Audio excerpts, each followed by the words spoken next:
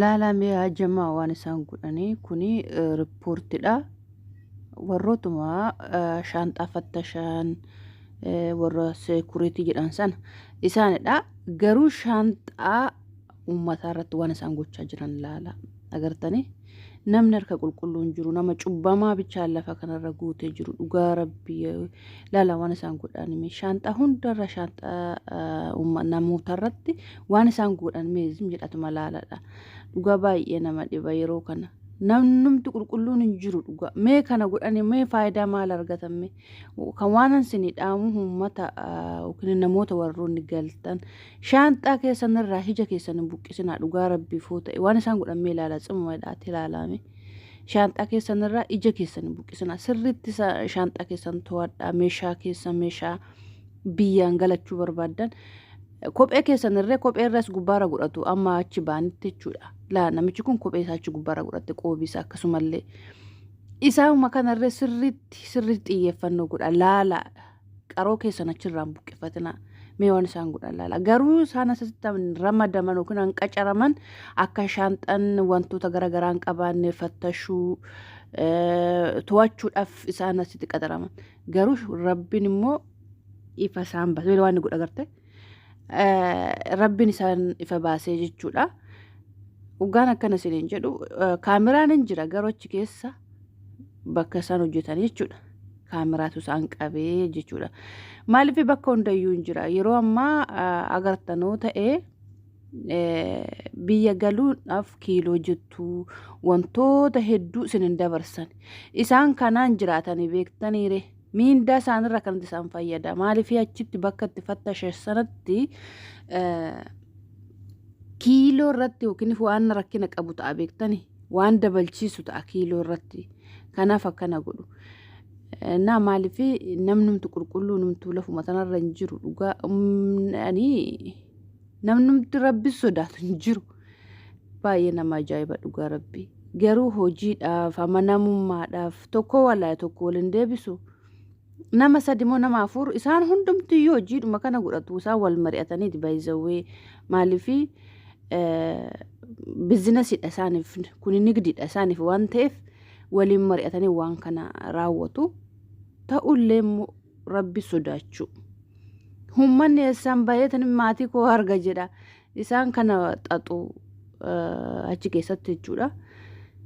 Garuu waan isiniin dhaamu ugaa biyya galtan meeshaa qabattanii jirtan sanarraa ija keessan buqqifatina ija keessan fudhatina sirriitti meeshaa keessan to'adhaa sirriitti laalaa isaan beekaa dhafanii sin daddarbuu yookiin immoo achiin gorii asiin gorii isiniin jedhu isaanis ugaa isiniin jedha isin mudduma didaati meeshaa keessan irraa teeshinii keessanii sirriitti laalaa meeshaa keessan sirriitti laalaadha jechuu barbaadanii akkas sin gochaa jiru maaliif kun walirraa baratu biyyuma hunda yaada maaliif kan rabbitu isaan ifa baasee malee isaan baay'ee ittiin jiraatan.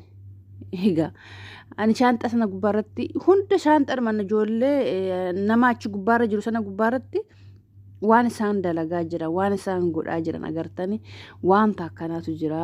Egaa namni qulqulluun irree hin jiru yaadu ta'ullee amma danda'amaa ta'ee nama gaarii hin dhabdanis illee dhafuma eegadha. Na bakka hunda kun hundumtuu hin jiraa miti baay'izawee maaliif bakka hunda hin jiraatullee of eega amma danda'amaa ta'etti yaa uummata. Namni karaattiin nama yaatu malee karaattiin si qusatu hin jiru. Maaliif kun biyya ishee galtii yookiin maatii ishee agartii jedhaniitu yaadan isaan. Karaattiin of jijjiiran barbaada namni ta'ullee immoo dafqa namaatiin yookiin gidiraa namarratti hojjetanii of jijjiiran kun jijjiirraayyuu hin ta'in dhugaa rabbi jireenya duniyyaatiif cubbuu kan hundumaa hojjechuu shaggaa miti waan of hojjetanii jijjiiramu nanuma jiru garuu kanaanee miti kan hojjetanii jijjiiraman isaan maal gochaa jiran jechi gubbaa irratti gidiraa hojjechaa jiran isaan shaanxaa hundumarratti hidhaa shaanxaa ishee harkaatti tirree keessa kaaniiti waan isaan keessa kaansan irree gara akkasitti mul'atu keessa kaaniiti gadi garagarshanii akka isheen keessa yookiin namni sun kaayetti doon taane gadi garagarshanii kaanii jechuudha. Waan isaan achi keessa kaa'anillee hin mul'anne garuu numa laala naaf mul'achuu didee waan isaan kaa'an hin beeku garuu kiisii isaanii keessaa fudhanitti shaanxaa shanaa keessa kaa'u. Yaa uummata adaraa keessa nama danda'amaa ta'etti of eegadhaa. Hoggaa biyya galtaan shaanxaa keessan sirriitti to'adhaadha. To'adhaachuu hoggaa isiniin jedhu hanguma isinii bahee bakkuma harkaan qabattanii gara maatitti dabalamtanitti shaanxaa keessa sirriitti to'adhaa. Malee bakka kana gaheera hin jedhina. Yeroo amma namni karaatti isin nyaatu karaatti isin hambisu barbaada malee namni namaa na'u afeera. Namni ani akkam isinii hima akkattan isinii himuun qabu baay'ee ulfaata yeroo ammaa kan namni of jijjiiruudhaaf jecha nama miidha malee nama akka durii sana namaa na'u bakka rakkattitti si gargaaru riippoortitti dur dhugaan isiniin jedha hoggaa waan biraa miti bilbilarree maatiin nu dhufuu didanii bilbilarree rakkanne warruma riippoortii keessa nu gargaara. Amma karaa ittiin sisaamtu yookiin sisaamu barbaadu hoggaati kophaa taate isaalaatti dawwaleet dhufteera namni akkana qophaa'ee meeshaa kana qabattee jirti meeshaa kana qabattee jirti attuudhaaf si qopheessa.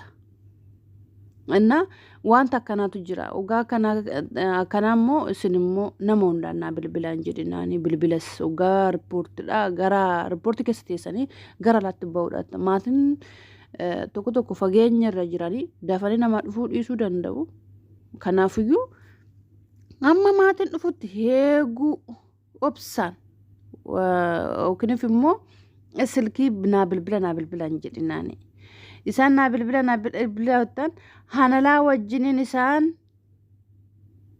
waliin mari'atanii jirani hojiidha isaaniif biizinasiidha. Kanaafiyyuu isaan asii siifan bilbila jedha inni immoo dhugaatti bilbilteef immoo alatti bilbila. Isaan dhufanii qophaa'edha. Kalaas waan ati qabdu waan ati waggaa ammatanaa xaartee yookiin ijoolleen tokko warqii bitanii galu maallaqa fudhanii kaasiirree maallaqa zirzaaree achitti biyyatti bareedadhanii fudhanii hangalan hin jiranii isa kana faa kan saamamantu jira kan fudhatantu jira. Kanaafiyyuu bilbilumarree riippoortii keessa teessanii naa bilbila namaan hin jedhina.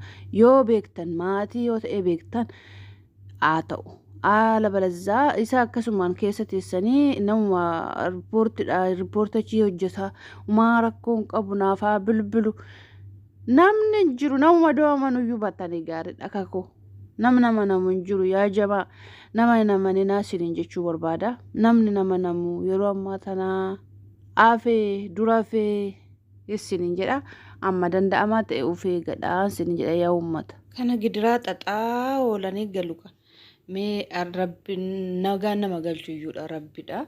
Kana hojjetaniif waanuma jijjiiraman argama yaadu. Ammaaf isaanitti fakkaata garuu akkasii isin meeshaa keessan irra ija keessan buqqifattinaas isiniin jedha.